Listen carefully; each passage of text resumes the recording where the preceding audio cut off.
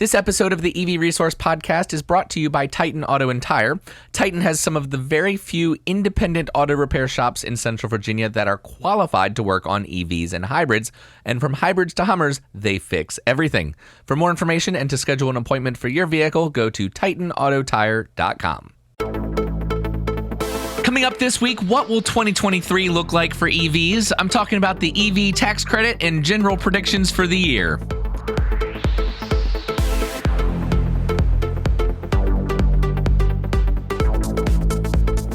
Well, hello, friends, and welcome to episode 135 of the EV Resource Podcast. I'm Zach Hurst, and each week I bring you the latest EV news, information, and interviews with industry experts. This episode is going to be slightly different from the usual news and interviews. I am really going to dive into the EV tax credit again, and then go through some predictions and expectations I have for 2023 in the EV world. Before we start, though, I really want to thank all of you who have been following along with the podcast. Even if you're new, I really want to thank you for choosing to spend your valuable time listening to me talk about EVs. I am humbled by the numbers, especially in the last few months, and it really does mean so much to me. I don't produce this podcast for me. I don't even do it for my family as much as sometimes I try to convince myself that eventually this will become a financial contribution for them. No, I do this for all of you, and I'm saying that not to get an award or anything. I just really want you to know that I'm here for you. And it looks like there are quite a lot of you now. In the first year of the podcast, looking back at 2020, I had a total of 1,769 downloads for the entire year. Now, granted, I only started at, I guess it was the beginning of March. Well, I started February, but uploaded first, I think it was the middle of March. So it wasn't a full year, but still, 1,769 downloads. And honestly, I'm not too surprised by that because, well, it wasn't very good. Things have come a very long way. And just for the heck of it, I want to play the opening for the very first EV Resource Podcast. This was recorded back in, it was recorded January 31st of 2020. This week on the EV Resource Podcast, more details on Ford's EV partnership with Rivian, a leaked patent filing showing an all-electric Ferrari, Tesla's Q4 earnings report, and more.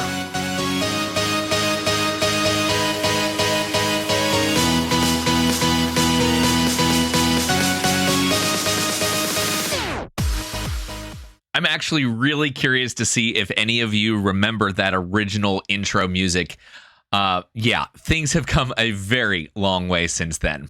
In 2021, things definitely improved, and the number of downloads jumped dramatically to 11,301. And then this year, 2022, that number more than doubled to almost 24,000 downloads. And these numbers don't count any of you who might be listening via YouTube. So it's quite a lot. I'm actually just shocked every time I look at it, and it continues to grow. You guys are sharing this with your friends and family, which I appreciate. You're leaving reviews. I think right now on Apple Podcasts, there are 9 ratings and 2 written reviews. So I want to thank you for that. If you haven't left a review already, go ahead and do that. It takes very little time, and it definitely helps other people find the podcast. So I really want to thank you all so very much. I genuinely hope that you're getting everything that you want out of this podcast. And if not, please let me know. Okay, so 2023 is here. In fact, I'm recording this Saturday morning, New Year's Eve. So by the time you all listen to this, we'll be in January. So Happy New Year. The EV tax credit has been on my mind a lot, and I'm sure many of you have been thinking about it too. So the first thing that I wanted to do with this episode is talk about the latest updates with the tax credit, what's going on, what vehicles might qualify, and then ultimately what that might mean for you, especially if you're in the market for an EV, you're planning on buying one in the coming months or at some point in 2023. In late July 2022, the U.S. Senate shared that it was moving forward to vote on an EV tax credit reform, and one of the most prominent parts of the bill included the long-awaited and fought-over electric vehicle tax credit. On August 7th of 2022, the Inflation Reduction Act was approved by the Senate and a week later signed into law by President Biden. From the very start, the biggest issue that most of us have had with the IRA has been deciphering its revised requirements in order for any given EV to qualify for the tax credits. And in case you're interested, I have talked about the EV tax credit previously in episodes 116, 118, and most recently in 127. And there have been more, I think, but I can't find them. But I have talked about it a lot, and there's a good reason for that. This is a big deal. So I'm going to go over all of the qualifications for both people and vehicles. And if you're familiar with any part of this and don't want to listen to it again, then I've got timestamps in the show notes to make it easy to just jump to another section. In 2023, the credit for EVs is renamed the Clean Vehicles Credit. There is a credit for used EVs as well as a credit for new EVs. I'm going to focus first on what it takes for a person or business to qualify for the tax credit. Then I'm going to go through the new EV tax credit requirements, and then finally to the used EV tax credit requirements. Now, you may qualify for a credit up to $7,500 under IRS Code Section 30D if you buy a new qualified plug-in EV or fuel cell electric vehicle, and the credit is going to last the duration of 2023 all the way to 2032, so basically for the next decade. The credit is available to individuals and their businesses that qualify. For people to qualify, you must buy the vehicle for your own use. You can't just buy it in order to flip it. And I believe there's a provision that requires you to hold the vehicle for at least a minimum period of time. I think it's 6 months, but I don't know that for sure. I'm going to have to look back into that. And then also, the person must use the vehicle primarily in the United States. Your modified adjusted gross income for tax purposes may not exceed $300,000 for married couples that file jointly, $225,000 for heads of households, or $150,000 for everybody else. You can use your modified AGI from the year before you take delivery of the vehicle, or the current year, whichever one is less. So if your modified AGI is below the threshold in one of the 2 years, then you can claim the credit. The credit is non-refundable, so you cannot get back more on the credit than you owe in taxes. You cannot apply any excess credit to future tax years either. So this means that only people that have a taxable burden of more than $7,500 or more, I guess, is the way I should say that. They are the only people that are going to be able to take full advantage of this. For a vehicle to qualify, it must have a battery capacity of at least 7 kilowatt hours, have a gross vehicle weight rating of less than 14,000 pounds, be made by a qualified manufacturer, with the exception being that fuel cell vehicles do not need to be made by any qualified manufacturer in order to be eligible. The vehicle must undergo final assembly in North America. The full $7,500 tax credit is split into 2 qualifying parts. One half, $3,750 of the new credit, is based on the vehicle having at least 40% of its battery critical materials sourced from the United States or countries with a free trade agreement with the United States. The other $3,750 of the credit does require that at least 50% of the battery's components also come from the United States or countries that the U.S. has a free trade agreement with. The sale qualifies only if the vehicle is bought new, and the seller is required to report the information to you at the time of sale of whether the vehicle qualifies or not, and they are required to report your information, your tax ID number, which would be your social for most people, or business ID for businesses. They're required to report that to the IRS in order for you to be eligible to claim the credit. I'm going to repeat that. If you buy a car, an EV, from a dealership, and they do not report your tax ID number to the IRS included with the information on that sale, you will not be able to claim the credit. They have to do that. I don't know how we're going to keep track of who's doing that and who isn't. In addition, the vehicle's manufacturer's suggested retail price, or MSRP, cannot exceed $80,000 for vehicles that are vans, SUVs, and trucks, or $55,000 for all other vehicles. And MSRP is the retail price of the car or vehicle, really, suggested by the manufacturer, including options, accessories, and trim, but excluding destination fees. So it's not necessarily the price that you pay, and that is definitely something that is going to be important for vehicles that might be right on the edge. To confirm whether a vehicle is a van, sport utility vehicle, pickup truck, or other, and I know that sounds silly, but some crossovers and SUVs, it's hard to differentiate sometimes. In order to figure that out, or at least figure out how the IRS has them classified, there is a page where they list the qualified vehicles and manufacturers, and I'm going to have that in a link in the show notes so that you guys can explore that and see what the IRS considers to be qualified vehicles and manufacturers. And you can find your vehicle's weight, battery capacity, final assembly location, and VIN number on a vehicle's window sticker. To check online if a specific vehicle meets the requirements for final assembly location, you can go to the Department of Energy's page on electric vehicles with final assembly in North America and use a little VIN decoder tool that they have located under the specific assembly location based on VIN. And I'm going to have a link to that in the show notes as well to make it easy so you guys don't have to search around for that. So that is the guidelines and qualifications, but what vehicles will actually qualify? In order to figure this out, you have to know all of those things about the vehicle when doing your research. Price, and of course, that is most likely the easiest thing to determine after you figured out the brand, the manufacturer, and model. Is it a van, truck, SUV, or car? That isn't as easy, but as I mentioned, you can use the tools that are provided to check that. How heavy is the vehicle? Although, to be honest, this is probably one that for most passenger vehicles you can completely ignore because they're not going to be more than 14,000 pounds gross vehicle weight. So, unless you're buying some heavier commercial vehicle, you can probably just skip that part. And where does the vehicle have final assembly? This is nearly impossible without a VIN number, and you can't just necessarily search for a make and model because sometimes a vehicle make and model will be built in different factories around the world, even though it's the same make and model. So that might be a little bit more difficult before actually seeing a car in person or having a VIN number.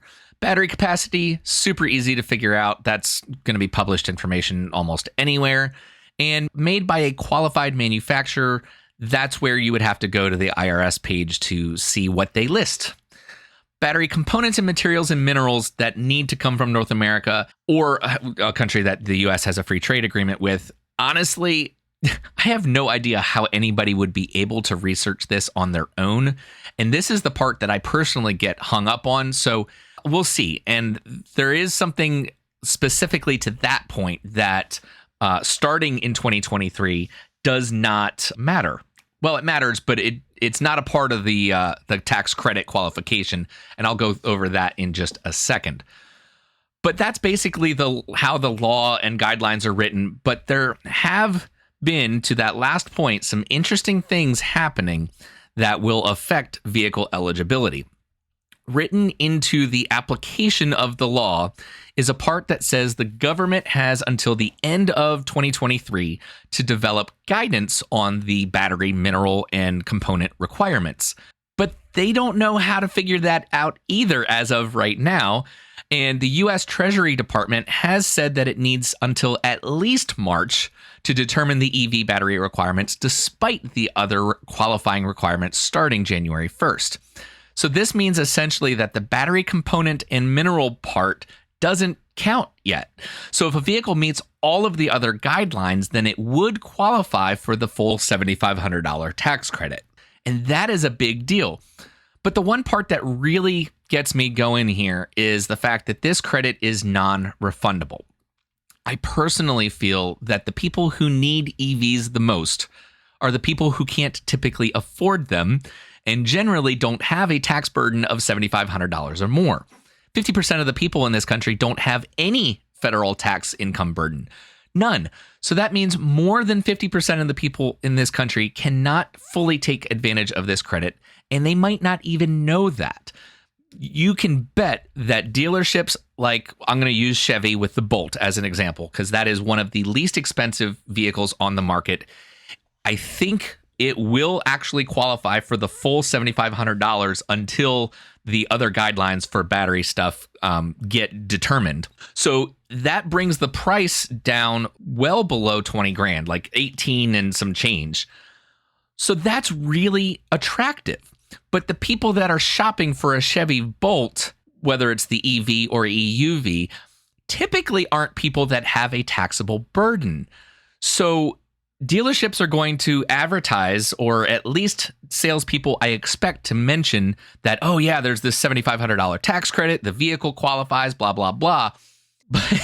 But the people aren't going to qualify. And so that bugs me. That bugs me a lot. And if this were a refundable tax credit, then it wouldn't matter. And somebody who makes maybe $40,000 a year and is shopping for a Chevy Bolt could easily take advantage of the full $7,500, even if they don't have a tax burden. So the way this law is written is very, very specific. The richest people are kind of out of it, over 150,000 or 300 for a couple. If you make more than that, you don't qualify. So it doesn't matter what vehicle you're shopping for. And if you make less than a certain point, you don't have a tax burden. So the tax credit is irrelevant. That is really quite a shame. Now, the one part we haven't addressed yet is the tax credit for used EVs. And this is completely new. There was not a tax credit for used EVs before, and I'm super excited that this even exists. But just like the credit for new EVs, there are a lot of qualifications that really narrow down the people that can actually take advantage of this. But beginning January 1st, 2023, under an Internal Revenue Code Section 25E, if you buy a qualified used electric vehicle or fuel cell vehicle from a licensed dealer for $25,000 or less, you may be eligible for a used clean vehicle tax credit, and the credit equals 30% of the sale price up to a maximum of $4,000. The credit is also non-refundable. So you can't get back more than on the credit than you owe in taxes, and you cannot apply any excess credit to future tax years. So that part is exactly identical to the other credit for new EVs. So who qualifies for this? To qualify, you must be an individual who bought the vehicle for use and not for resale. That's the same. You cannot be the original owner, which makes sense because this has to be a used vehicle. You cannot be claimed as a dependent on another person's tax return, which I think is kind of interesting. So you're not going to have kids going out and getting the tax credit for this. It has to be somebody who is not a dependent. You cannot have claimed another used clean vehicle credit in the 3 years before the purchase date. So you can do this once every 3 years, but not more often than that. In addition, your modified adjusted gross income, AGI, may not exceed basically half of the requirements for the new vehicle credit. So $150,000 for married couple filing jointly, $112,500 for heads of household, and $75,000 for all other people. And just like the credit for new EVs, you can use your modified AGI from the year before you take delivery of the vehicle or the current year, whichever one is less. And if your income is below the threshold for one of the 2 years, you can claim the benefit. So what are the qualifying requirements for vehicles? To qualify, a vehicle must meet all of these requirements. Have a sale price of $25,000 or less. Have a model year at least 2 years earlier than the calendar year when you buy it. For example, a vehicle purchased next year in 2023 would need to be a model year of 2021 or older. The vehicle cannot have already been transferred after August 16th, 2022 to a qualified buyer. It needs to also be less than 14,000 pounds and be an eligible fuel cell vehicle or plug-in EV with a battery capacity of at least 7 kilowatt hours, which shouldn't be hard to do, and be used primarily in the United States. Now, you can't just go out and buy a used EV from anybody for this to apply. The sale qualifies only if you buy the vehicle from a dealer. For qualified used EVs, the dealer needs to report a set of required information to you at the time of sale and to the IRS, and they define a dealer as a person licensed to sell motor vehicles in a state, the District of Columbia, the Commonwealth of Puerto Rico, or any other territory or possession of the United States, an Indian tribal government, or any Alaska Native corporation. So this doesn't have to be a manufactured dealership. It can be Joe's Used Cars down the street. As long as they are licensed to sell motor vehicles wherever you live, they are considered a dealer. You just need to make sure that they provide the required information to you and to the IRS. And the required information includes the dealer's name and taxpayer ID, the buyer's name, so that would be you, and taxpayer ID, the sale date and sale price, the maximum credit allowable under the code 25E, the vehicle identification number unless the vehicle happens to not be assigned one, and the battery capacity. So it's great that there is a used EV credit. However, I feel somewhat the same about the non-refundable part of this. I'm not sure how many people will be taking advantage of this credit or not, but it definitely seems like middle-class Americans will benefit the most. People that have a taxable burden of at least $4,000 and are going to be shopping for used EVs below $25,000. Okay, so I think we've covered this thoroughly, and I really don't know what else to say on it. So with that, I'll move into the second part of this podcast episode and share with you all a few of my predictions for what 2023 will bring to the EV world right after this. Do you own a business and want to reach EV owners and people interested in electric vehicles? EV Resource is welcoming businesses nationwide, both big and small, to become advertising partners with us across all platforms. The EV Resource podcast, magazine, YouTube videos, social media, and our webpage. For more information, please email Zach at hello@ev-resource.com. Okay, so 2023 is upon us. In fact, because of some computer issues I've been having today, it's now after 8:30 at night on New Year's Eve. Luckily, I'm not going anywhere, so I'll have to take the time to finish this up for you all. As exciting as 2022 was for the world of EVs, I really think 2023 is going to be so much better. Aside from the laws that have been passed last year to increase funding for charging infrastructure and, of course, the tax credit, there are a number of vehicles coming to market this coming year that I am really excited to see. So let's start with the top EVs that should come to market in 2023. The first one, of course, that comes to mind is the long-awaited Tesla Cybertruck.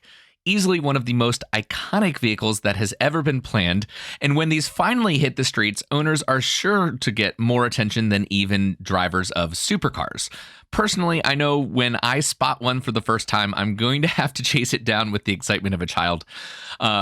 The design is controversial, and I know not everyone likes it, and in fact, there are people who are outright disgusted by the way it looks, but it's much more of a vehicle than what you see on the outside.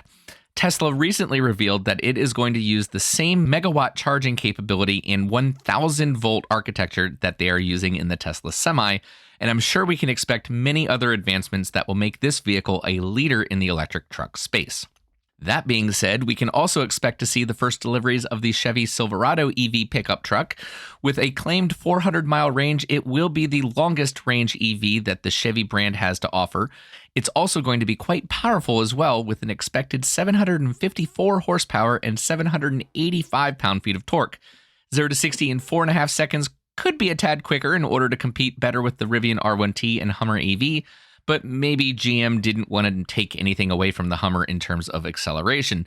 And honestly, who needs a truck that does 0 to 60 in 3 seconds?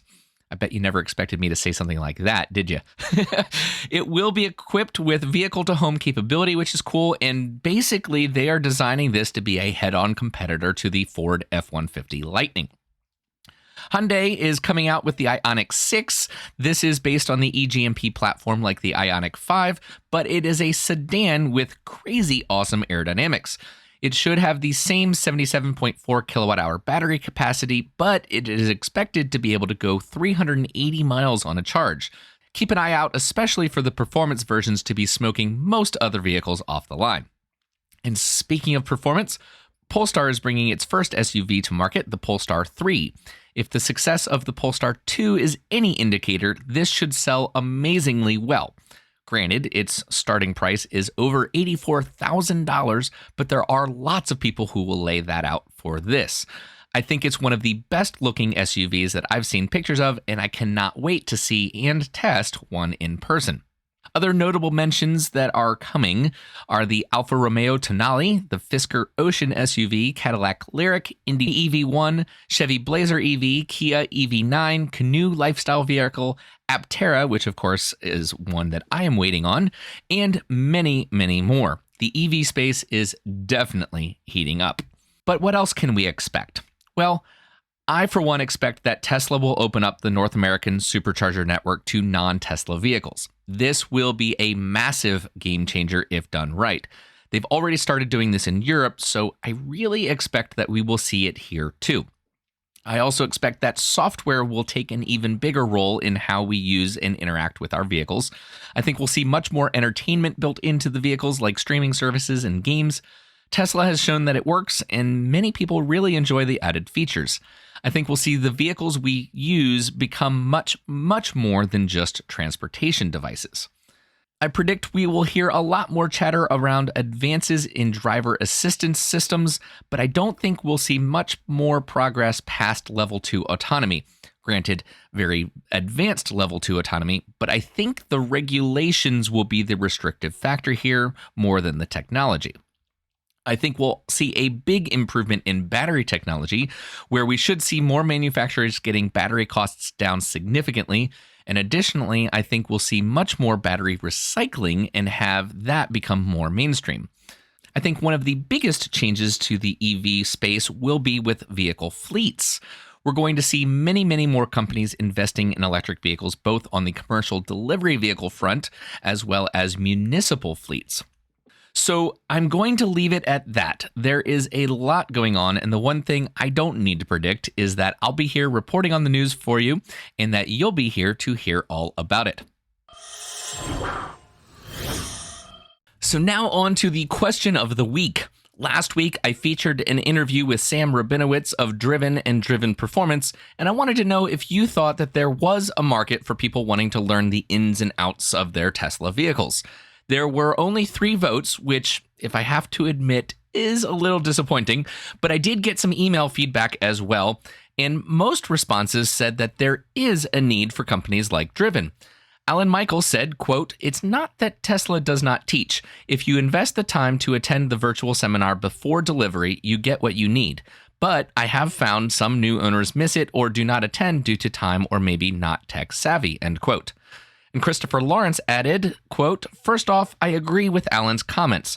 Second, I agree that the time has come for someone to step up and help the non-tech savvy or those looking for a more personal learning experience. Not everyone is a bookworm or a podcast aficionado. Geek Squad has found its niche, so why not this company?" End quote. And I did get an email from someone local here in Central Virginia who is interested in purchasing a Volkswagen ID4 and wanted to explore in-person learning as well. So I have to say that there definitely seems to be a desire for this type of learning. It's interesting because cars aren't something that needed to be taught this way in the past, but now they really are so advanced, the technology is not going to be something that everybody picks up right away, and having a human experience to learn about them is valuable. So for this week's question of the week, I bet you can guess what it's going to be. Simply, what are you most excited about looking forward to in 2023? I'm going to leave this one open and not as a poll, so give me your answers. Let's hear all about what you're looking forward to this coming year. And as always, head over to patreon.com/EVresource. I'll have the question pinned and it is available to the public, so you do not have to be a Patreon supporter to respond. Additionally, any feedback you want to give, any response, any comment, feel free to record it with your phone's voice recorder and then send that file to me via email to hello@ev-resource.com. Or you can simply just send me an email. I want to hear all about what you have going on and anything that you want to respond to at any point of this podcast. Any response, feel free to send it on over. If you do send an audio file, I'll be happy to include that in a future podcast episode. And on that, before we end, I want to thank so much our Patreon supporters, led by Rajiv Narayan at the director tier, followed by Christopher Lawrence and Andy Cooper at the executive producer tier. And seeing as this is technically the first episode of the year, by the time you all listen to this, I will include the shout out for the producer tier as well. So we have Charles Hall, Eric Weber, and Alan Michael. If you want to support my efforts here with EV Resource in 2023, start the year off with a bang, feel free to go over to patreon.com/EVResource and consider a monthly contribution. Sign up for one of the tiers. You get a lot in return, including ad-free episodes of the podcast and access to the monthly Patreon water cooler chat, which is a Zoom call where we all get together and just hang out and talk EVs. It's a lot of fun. I do have now a growing list of companies that have products or services something that would add value to you. So head to ev-resource.com/deals and you can find a whole bunch of stuff that maybe something is valuable to you. What else? Oh my goodness. I never record this late. It's like almost 11 o'clock, which obviously I'm trying to stay up till midnight, but I want to get this out before then. I can't remember what else to put on here. Connect with EV Resource on social media, Facebook, Instagram, Twitter, LinkedIn. You can always check out the webpage for the very best EV educational content. And anything you want to share, email me, hello@ev-resource.com. I am losing my mind. It's late and I am not used to recording in the evening. So on that, I'm going to end it. Happy New Year to everybody. I love that you're all a part of my little EV Resource family here. So that is it for this podcast. Technically the end of December as I'm recording it, but the beginning of 2023 by the time you hear it. Thanks so much for being with me, and I'll catch you next week.